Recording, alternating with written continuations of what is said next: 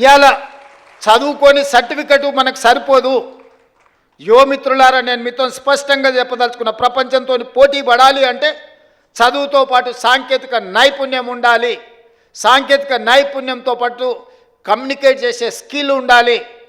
కొందరు చాలా తెలివితేటలు ఉంటారు, రాయగలుగుతారు, కానీ ఇంటర్వ్యూకి వెళ్తే మాట్లాడడానికి నోట్లోకి వెళ్ళి మాట వెళ్ళదు. ఎదురుగున్న వాళ్ళని చూడంగానే వీళ్ళకు చేతులు చల్లగా అయిపోతాయి. ఏం అడగాలో, ఏం అడుగుతాడో, ఏం చెప్పాలో. ఆ ఎదురుగా అడిగేటోని కంటే వీడికి తెలివి ఎక్కువ ఉంటుంది, కానీ వీడు చెప్పడానికి సమయంలో ఇది రాదు. ఇట్లాంటి వాటిని అన్నిటిని మనం ఓవర్కమ్ కావాల్సిన అవసరం ఉన్నది. ఈరోజు ప్రపంచం అంతా మన వైపు చూస్తుంది. మరి ఆ ప్రపంచంతో పోటీ పడే విధంగా తెలంగాణ రాష్ట్రాన్ని తీర్చిదిద్దుకోవాలి. ఇదే కాదు, మన ఒలింపిక్స్ చూసిరు, ఒక్క గోల్డ్ మెడల్ అని వచ్చిందా భారతదేశానికి? ప్రపంచంలోనే అత్యధిక జనాభా 140 కోట్ల జనాభా ఉన్న దేశం భారతదేశం. యువ సంపద, ప్రపంచంలో మనం మేధావులం అంటున్నాం. ప్రపంచానికే మనము ఐటీని, ఫార్మాని మనమే సరఫరా చేస్తున్నాం అంటున్నాం. ఈ గొప్పలు బాగానే ఉన్నాయి, కానీ గోల్డ్ మెడల్ ఎక్కడుంది? గోల్డ్ మెడల్ ఎక్కడుందని నేను అడుగుతున్నా. ఎందుకు ఈ దేశం, ఎందుకు మన యువత, మనందరం ఎందుకు ఆలోచన చేయలేకపోతున్నాం? ఇది మన దేశం కాదా? మనకు బాధ్యత లేదా? మనం బంగారు పథకాలు సాధించొద్దా? అంటే లీడర్స్కి ఫోకస్ లేకపోవడం వల్ల, లీడర్స్ ఇన్ఫ్రాస్ట్రక్చర్ క్రియేట్ చేయకపోవడం వల్ల, లీడర్సు ఈ స్పోర్ట్స్ని ప్రాధాన్యత కింద తీసుకోకపోవడం వల్ల ఈ దేశానికి అన్యాయం జరుగుతుంది. అందుకే యంగ్ ఇండియా స్పోర్ట్స్ యూనివర్సిటీని, యంగ్ ఇండియా స్పోర్ట్స్ అకాడమీని మనం ఈరోజు ప్రారంభించుకున్నాము. ప్రపంచ దిగ్గజాలైన కార్పొరేట్ కంపెనీలను తీసుకొచ్చి అందులో భాగస్వాములను చేసినాము.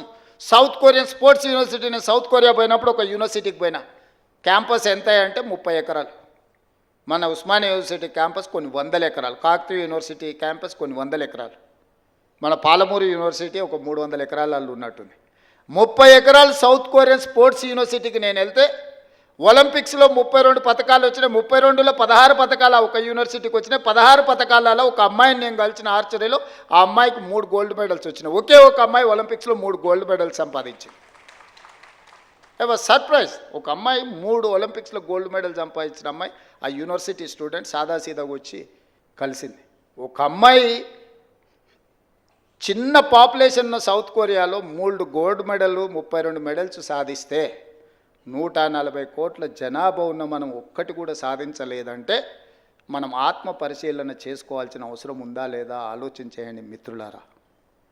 అందుకే ఈరోజు చదువుతో పాటు క్రీడలకు కూడా ప్రాధాన్యత ఇవ్వాలని క్రికెట్లో వరల్డ్ కప్ సాధించిన సిరాజుద్దీన్ మన హైదరాబాద్ యువ క్రికెటర్ని, అతను చదువుకున్నది ఇంటర్మీడియటే. అతనికి ఉద్యోగాలు ఇవ్వాలంటే నిబంధన అడ్డం వచ్చింది. క్యాబినెట్లో పెట్టి నిబంధనను సవరించి గ్రూప్ 1 డిఎస్పీ జాబ్ సిరాజుద్దీన్కి ఇచ్చిన నేను.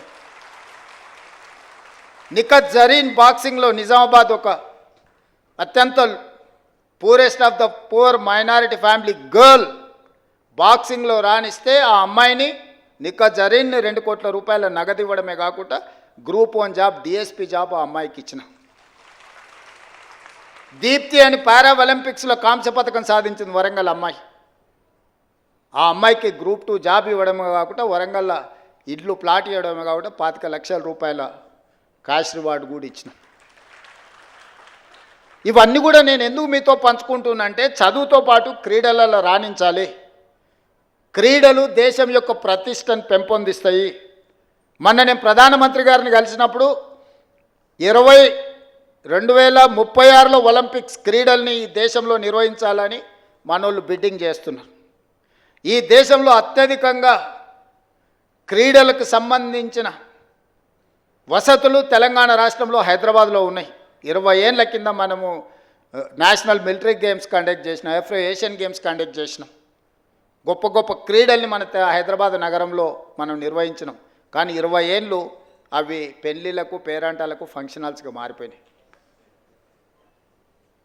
ఇది నిజంగా బాధతోని కూడుకున్న విషయం. అందుకే నేను వస్తానే సింగిల్ ఆర్డర్ ఇచ్చిన, స్పోర్ట్స్కు తప్ప, గేమ్స్కు తప్ప అవి ఎవరికి ఇవ్వద్దు. ఎవడున్నా ముఖ్యమంత్రి ఇంట్లో శుభకార్యం ఉన్నా అవి మాత్రం ఇవ్వడానికి వీల్లేదని ఒక ఆర్డర్ ఇచ్చి వాటిని అన్నిటినీ రివైవ్ చేసి, రిపేర్స్ చేసి, ట్రై నేషనల్ ఫుట్బాల్ ఛాంపియన్షిప్ నుంచి రెగ్యులర్గా క్రీడల్ని అక్కడ నిర్వహించే కార్యక్రమాన్ని ఇచ్చిన. ఇవాళ అవన్నిటిని కూడా స్పోర్ట్స్ యూనివర్సిటీకి మనం ఈరోజు డెడికేట్ చేస్తున్నాం.